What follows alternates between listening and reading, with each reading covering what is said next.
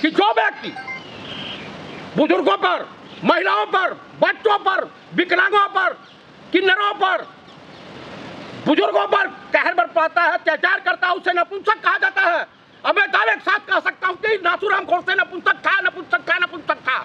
उसी तरीके से जिस तरह से इटावा में यह प्री प्लानिंग हुई, आज जिन लोगों ने इस कुकृत्य को अंजाम दिया था वो नपुंसक हैं, वो ब्राह्मण समाज के हो ही नहीं सकते हैं, किसी गंदे नाली के कीड़े होंगे।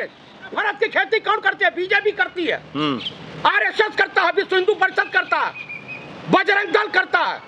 मोहन भागवत के मुंह पे काली पोत दो, बीजेपी के नेताओं के मुंह पे काली पोत दो। अच्छा, और अब 80-85 सांसद जो जिनके दलित हैं उनके मुख पे काली पोत। कभी बता दीजिए कि पंडित जी के गर्भ से कोई पैदा हुआ, पंडितानी के गर्भ से कोई देवी देवता पैदा हुआ, बता मैं। अरे जिस बीजेपी का वर्तमान मुख्यमंत्री हनुमान जी की जात बताने लगे, राम की जात बताने लगे। नेताओं की जात बिरादरी होती है, विद्वानों की जात बिरादरी होती है, ब्राह्मणों के बाप की बपौती है मंदिर जो है कथा पढ़ना लिखना। ये बताइए बपौती है। चतुर्वेदी जी, जिस तरह से इटावा में यादव कथावाचकों को उनका सर मोड़वा दिया, उन पे पेशाब कर दिया, तो क्या कहेंगे इसको?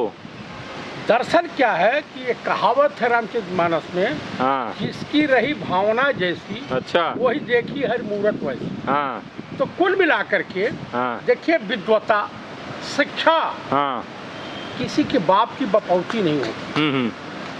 यादव पढ़ेगा, इसीलिए पंडित शब्द का इस्तेमाल किया जाता है। पंडित का मतलब नॉट ब्राह्मण, हाँ, वनली फॉर पंडित का मतलब होता है विद्वता से, विद्वान से। जिस प्रकार से अगर कोई एलएलबी कर लिया तो एडवोकेट कहलाता है, और पीएचडी कर लिया तो डॉक्टर कहलाता है, शास्त्री कर लिया तो शास्त्री कहलाता है, और अगर एमबीबीएस कर लिया तो डॉक्टर, आयुर्वेदाचार्य, होम्योपैथ का डॉक्टर, तमाम तरह की डिग्रियां हैं। ये जात में भेदभाव नहीं करते। हाँ। तो हम और आप कौन होते हैं? वाल्मीकि जी वो भी थे, रामायण की रचना की है, वो भी लोग बताते हैं डकैत थे, बाद में प्रभु की शरण में गए और महर्षि हो गए, महर्षि वाल्मीकि के नाम से मशहूर हुए। उसके बाद आप आ जाइए, राम रहीम को ले लीजिए, ये जाट हैं। उसके बाद आ जाइए चिन्मयानंद स्वामी को ले लीजिए, ये ठाकुर साहब हैं। उसके बाद आइए रामदेव को ले लीजिए, जिनका मंजन और सब कुछ वो यादव जी हैं। उसके बाद जय गुरुदेव के तमाम शिष्य हैं, अनेक धर्मों के लोग हैं, अनेक बिरादरियों के लोग हैं। तो वो जो है जय गुरुदेव यादव जी थे। आपने रहीम खान खाना का नाम सुना होगा, उनकी कविता आज भी पढ़ाई जाती है। रहीमन वे नर मर चुके, जो कछु मांगन जाए, उनसे पहले वो मरे, जिन मुख निकसत नाए। तो रहीम कब की दो है। उसके बाद जो है आप आ जाइए, राणा प्रताप के जो सेनापति थे वो मुस्लिम थे, और अकबर के सेनापति जो क्षत्रिय थे। तो लड़ाई हुई, जितने सिपा सलार थे, जितने अंगरक्षक थे शिवाजी के, मुस्लिम थे। तो आप बताइए, हम और आप भेदभाव करने वाले कौन?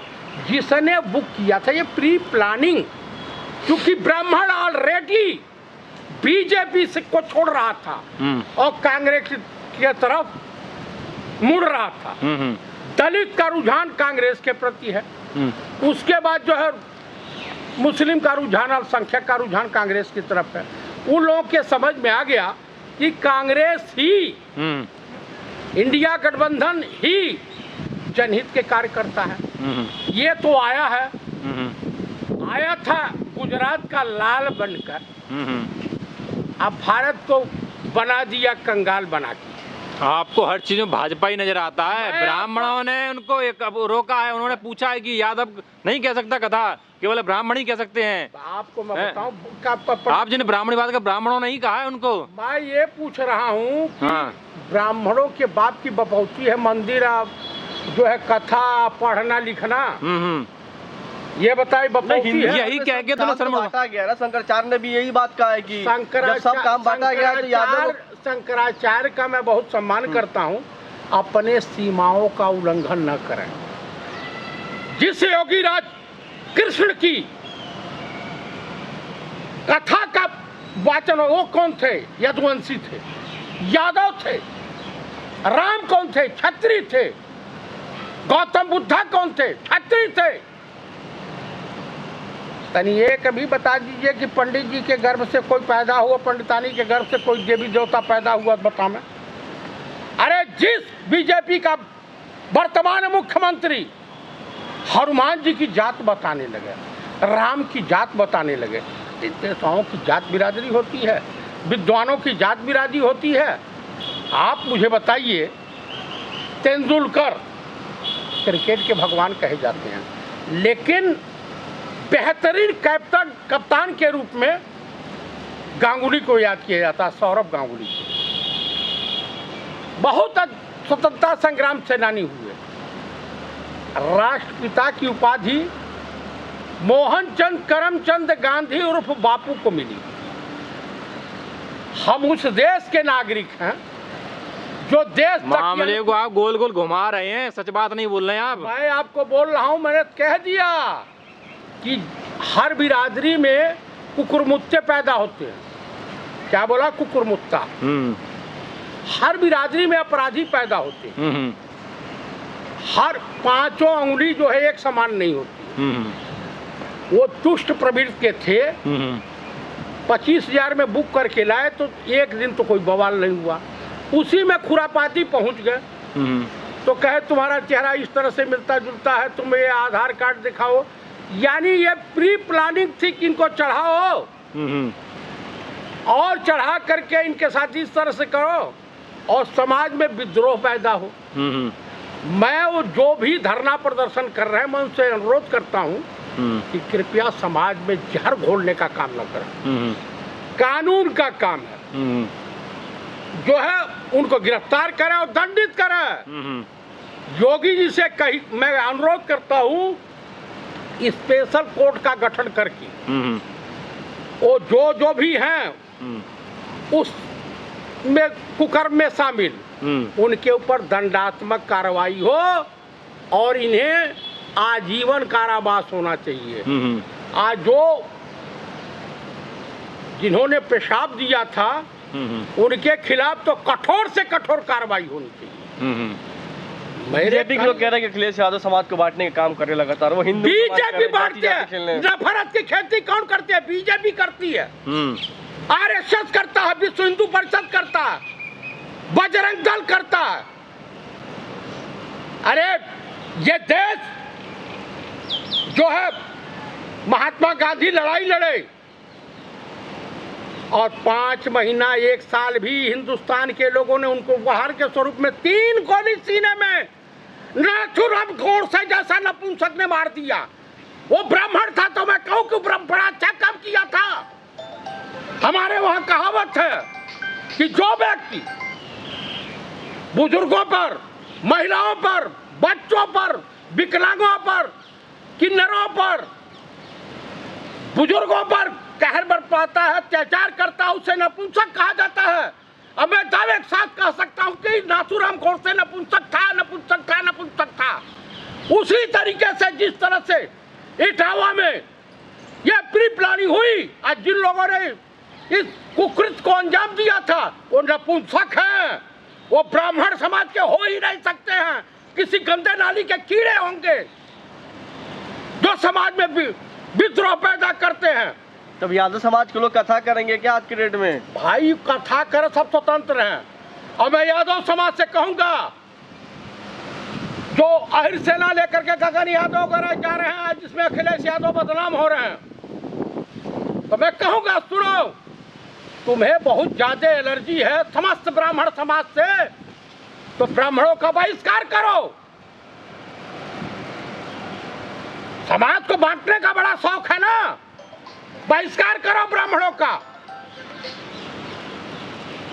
कुल मिलाकर के यह है कि हम नफरत की बाजार में मोहब्बत की दुकान खोलने वाले लोग हैं।